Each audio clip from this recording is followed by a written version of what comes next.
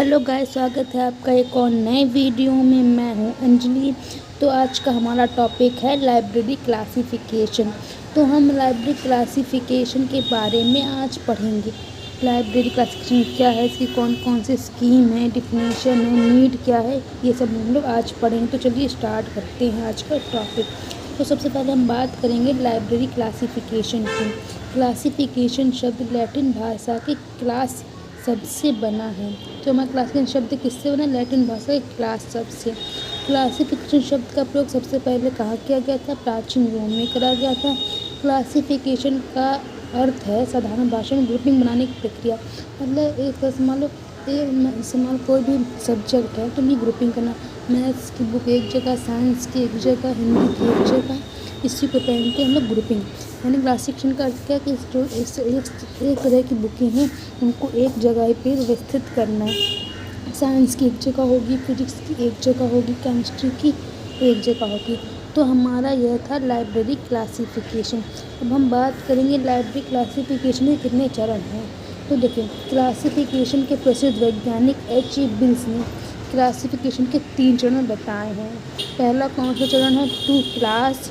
दूसरा है to classify. तीसरा है टू क्लासिफिकेशन। ठीक है, तो हमारे H. बिल्स ने 3 चरण बताए थे। कौन कौन से? टू क्लास, टू क्लासीफाई और टू क्लासिफिकेशन।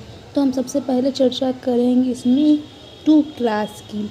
टू क्लास क्या होता है? तो चलिए स्टार्ट करते हैं। टू क्लास, इसमें वस्तुओं को किसी समूह या वर्ग में रखने के लिए किसी भी समानता असमानता के आधार पर विभाजित किया जाता है। यहाँ 2 बार समानता हो गया, तो यहाँ पे असमानता के आधार पर विभाजित किया जाता है। मतलब उसकी समानता एक उसकी कॉमन और इनकॉमन बात को ले लेंगे, उसी के आधार पर उसे विभाजित कर देंगे। तो हमारा ये होता है टू क्लास होता है। अब हम बात करेंगे टू क्लासीफाई की। तो इसमें क्या होता है? इसमें अनेक वस्तुओं की उनकी विशेषता के आधार पर वर्ग व उपवर्ग की रचना करके विभाजित किया जाता है।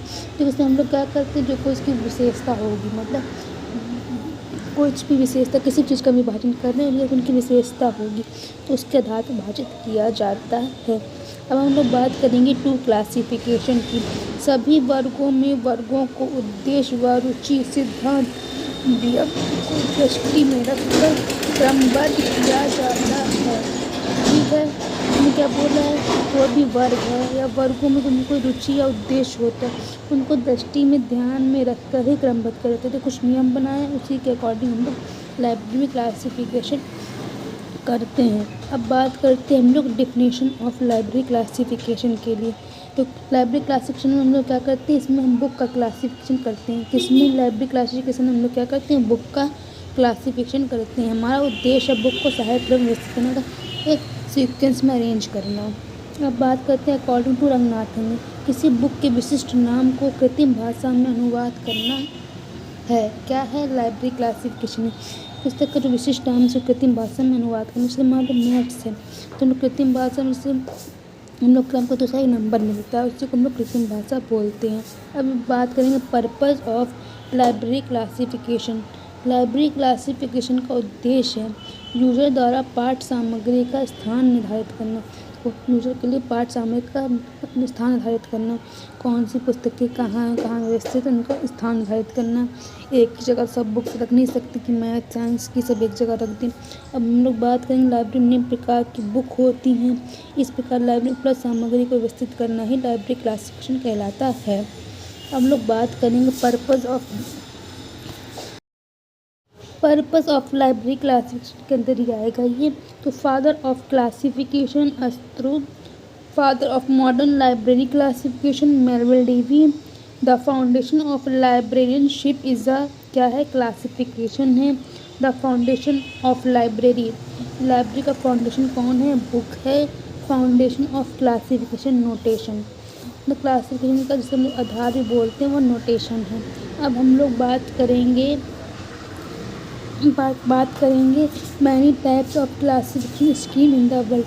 देखो, क्लासिफिकेशन करने के लिए लाइब्रेरी में बहुत सारी स्कीम बनाई गई हैं। तो आज हम लोग उसी के बारे में बात करेंगे। पहली है DDC, जिसे हम लोग डेविड डेसिमल क्लासिफिकेशन बोलते हैं। यह कब 1876 में किसके द्वारा? मेलविल डेवी के द्वारा। दूसरी एक्सपेंसिव क्लासिफिकेशन यह 1891 में C.A. कटर द्वारा। तीसरी है UDC 1905 में हेनरी लाफॉन्टेन पाउल आउलेट द्वारा। चौथी है लाइब्रेरी ऑफ कांग्रेस क्लासिफिकेशन 1904 में।